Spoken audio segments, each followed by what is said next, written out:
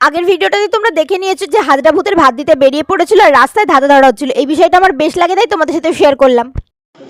সত্যি করে বলো না কিন্তু জাতির জন্ম কথা কে দিলে রাস্তা কে দিলে সে নিয়ম বিচ্ছন্দ কথা বয়ে দিয়ে চলে বাবা আমরা যেতে পারবো না জাগরণের ভিতরে দশরথের চারি পুত্র সোনদিয়া মন পিতৃসত্য পালনে রাম বনে করিলেন গমন বন হইতে সীতারে হরিলেন রাবণ সীতারে উদ্ধারে হনু অম্র গাছে চলে অম্রকে সেই আঁটি মাটিতে ফেলিল সেই হইতে পৃথিবীতে অম্র গাছ জন্মাইল বিশ্বকর্মা দিলেন খোল মুচি দিলছে আমাদের মূল সন্ন্যাসী খুব সুন্দরভাবে ধাঁধার উত্তর দিয়ে উত্তীর্ণ হয়ে খুব তাড়াতাড়ি দলকে নিয়ে এগিয়ে যাচ্ছিল হাজরাতলার দিকে। সেখানে গিয়ে পৌঁছিয়ে আর কি হাজরা ঠাকুরকে সুন্দরভাবে ভাত জল যা দেওয়ার সে সমস্ত কিছু দিয়ে ঠাকুরমশাই খুব সুন্দরভাবে পুজো করে আর কি সেই সমস্ত পুজো শেষ করে যদি মনের ভুলে কোনো ভুল ভ্রান্তি বা কোনো অপরাধ হয়ে থাকে তার জন্য সন্ন্যাসীরা সকলে বালা খেটে নিয়েছিল আর অন্যায়ের ক্ষমা চেয়ে নিয়েছিল।